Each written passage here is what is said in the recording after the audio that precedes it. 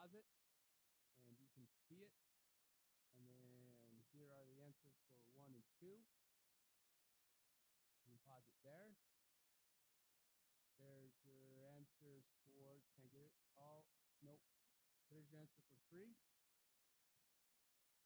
And there's your answer for 4. And there's your answer for 5. Okay. So this question was asked for number 7 on your homework.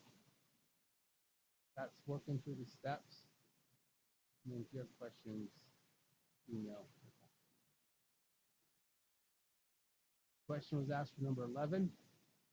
There's question stuff, all the words, all the good stuff for number 11. So today's lesson, we are going to review on solving quadratics. We are going to use these 4 that we have done, okay? Now, so first example, let's start off with something pretty obvious. So if you have something that looks like, well, let's just do this. If you have that, what's the obvious thing to do? Take the square root, okay? So remember in our quadratics, when it's like this, we're looking for at least 2 answers, okay? So we're going to have plus or minus 6, okay? I don't mind if you like to write it like this.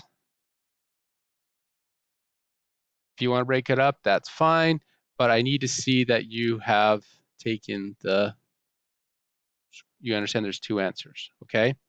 You can also do stuff like this. Oops.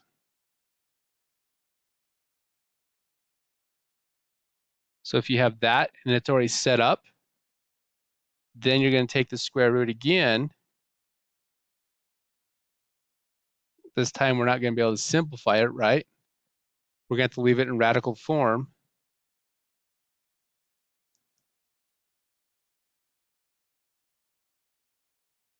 Okay.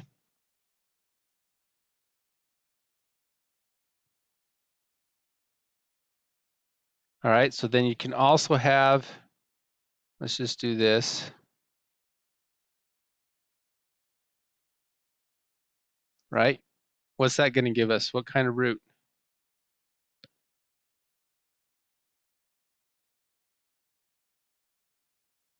And you're going to want to say complex.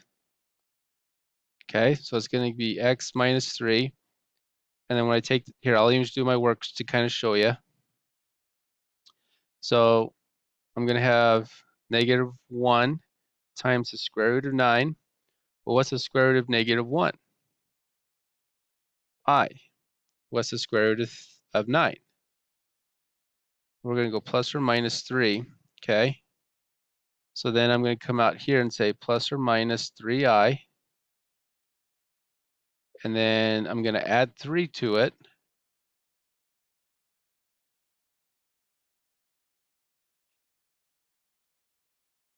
So it looks something like that.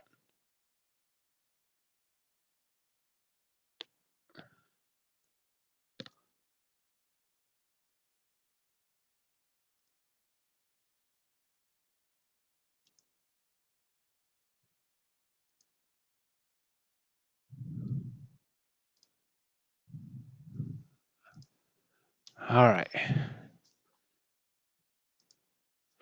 Okay. So that's a couple of those.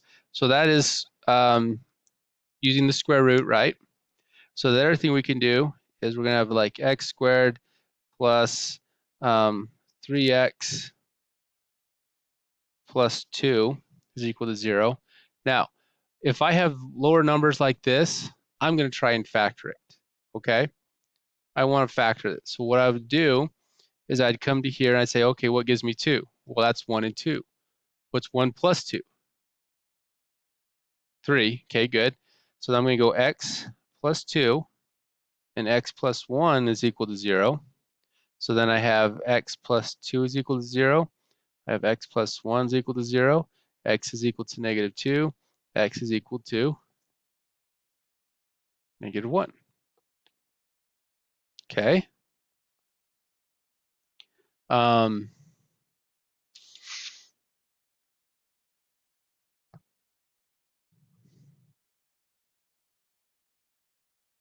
So I have this one. Uh, did last, I know you guys were in isolation or we were in lockdown because of the COVID thing, but when they taught you factoring, did they teach you to go C times A with this, or did they just get you to do the number crunching? I love the confusion. We're going to do both of these. Okay. So first one we're going to do is you're going to take 15 times 2, which is negative 30, right? Okay. Let's give me all the factors that give us 30. Well, we got 1 times 30, 2 times 15, 3 times 10, 4 times, nope, 4 doesn't go into it, 5 times 6, right? All right.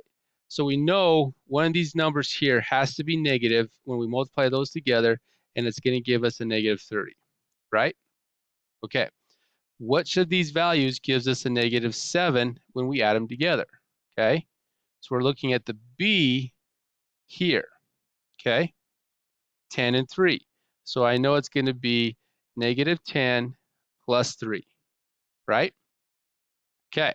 So now what you're going to do is we're going to go 2x squared minus 10x plus 3x minus 15 is equal to 0. Okay. I still have my negative 7. I just expanded it out, correct? Okay. So now we're going to factor by grouping. What does 2x squared and 10x have in common? 2x. Okay. We're going to take out a 2x. So if I take a 2x out, what's left here? Just an x, because 2x times x is 2x squared. Okay. If I take a 2x out of 10, what's left? Negative 5. Okay. Now, I want to make sure that this parenthesis matches up to what I'm going to factor out of here.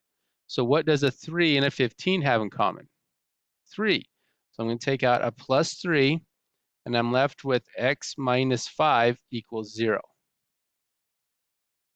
Okay. So then my coefficients out here in front form one of my parentheses, and then I have my other one, what they have in common, equals 0. So then I'm going to have 2x plus 3 is equal to 0, x minus 5 is equal to 0. We'll do the easy one first. So that just is x is equal to 5, right? And then I'm going to subtract the 3 and then divide by 2. So I get x is negative 3 halves. All right, so completing the square. See how it says it's equal to 3? That's usually the telltale sign that you want to use completing the square, okay? When it's not equal to 0, you're going to want to complete the square. If it's not easily factorable, like in your mind, then you're going to want to try the quadratic formula first, okay? And then if you're comfortable with completing the square, that's when you want to complete the square, okay? So this one's going to be a little bit trickier. That's okay. That's why I did it as the example. So we're going to subtract 7.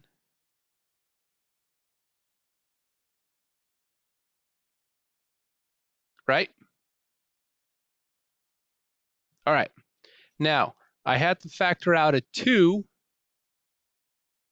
out of here. All right? So I'm going to take out a 2, so I have x squared minus, now here's the thing. If I take out a 2 from the 5, what does that become? 5 halves. Perfect. So that's going to be 5 halves x equals negative 4. So then I divide by 2. So I have x squared minus 5 halves x is equal to negative 2, right? All right. So b is equal to 5 halves, right? I'm going to multiply by a half, which is 5/4. And then what do I do with it? I square it. So that gives me 25/16.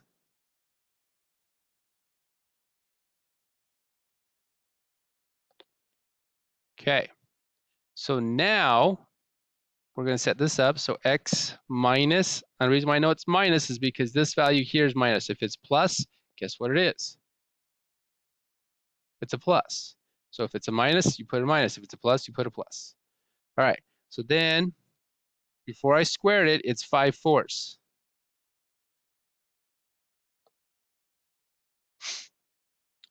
And we'll just go like this. -2 plus 25/16,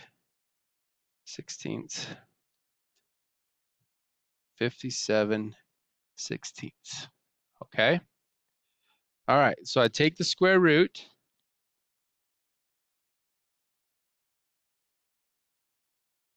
We'll do it one more time for you so you can have that example. I'm going to break this up.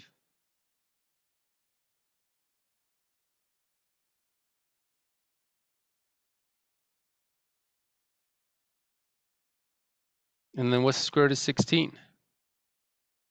4. Okay? So then I'm going to add 5/4 to the other side. So I have x, and notice that they're common denominators, which is nice.